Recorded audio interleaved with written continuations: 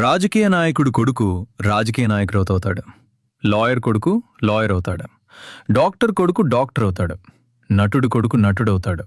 వ్యాపారవేత్త కొడుకు వ్యాపారవేత్త అవుతాడు. వాళ్ళ తండ్రులు గర్వంగా చెప్తారు, నా కొడుకు నా స్థానాన్ని భర్తీ చేస్తాడని. కాని ఒక రైతు మాత్రం తన కొడుకుతో చెప్పే మాట ఒకటే, కొడుకా నా లెక్క వద్దురా అని. ఈ ఒక్క మాట వెనక ఎంత బాధ ఉందో ఎప్పుడైనా ఆలోచించామా? దేశానికి అన్నం పెట్టే రైతు తన కొడుకు రైతు కాకూడదని ఎందుకు కోరుకుంటున్నాడు? మేమే పాపం చేశాం? పేరుకు రైతే దేశానికి వెన్నుముక, రైతే అన్నదాత, రైతు లేకపోతే దేశం లేదు అని గొప్ప గొప్ప మాటలు చెప్తారు. కానీ దేశానికి తిండి పెట్టే రైతుకే తిండి దొరకడం కష్టమైంది. దేశాన్ని పోషించే రైతుకే జీవితం భారమైంది. రైతు కొడుకుకి పెళ్లి సంబంధం రావడం కష్టం. పండించిన పంటకు గిట్టుబాటు ధర రావడం కష్టం. నష్టపోతే పరిహారం రావడం కష్టం. అప్పులు తీర్చడం కష్టం. గౌరవంగా బతకడం కష్టం.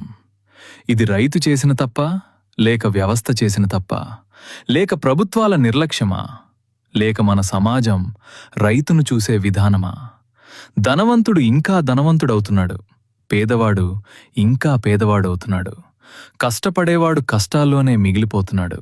లాభాలు ఇంకెవరికో, నష్టాలు మాత్రం రైతుకే.